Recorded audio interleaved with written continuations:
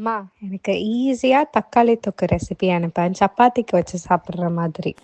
அம்முக்குட்டி தக்காளி தொக்குக்குடா ஒரு 2 வெங்காயம் பொடிசாக கட் பண்ணி வச்சுக்கோ. பூண்டு உனக்கு பிடிக்கும்னா கொஞ்சம் பூண்டை கட் பண்ணி வச்சுக்க. தக்காளி பழம் பெருசாக இருந்ததுன்னா ஒரு 2, மீடியம் சைஸாக இருந்தால் 3 அல்லது 4 உங்களுக்கு தக்கன அந்த அளவுக்கு தக்கன எடுத்துக்கோ. எடுத்துகிட்டு எல்லாத்தையும் கட் பண்ணி வச்சுக்க.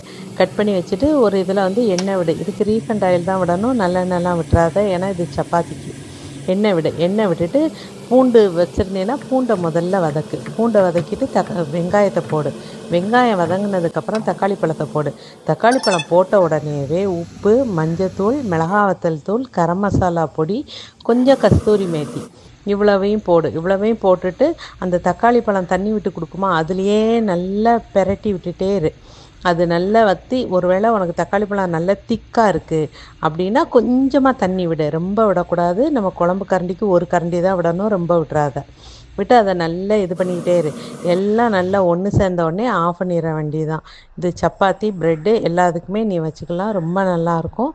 செஞ்சு பார்த்துட்டு நீ எனக்கு மெசேஜ் போட்டு விடு.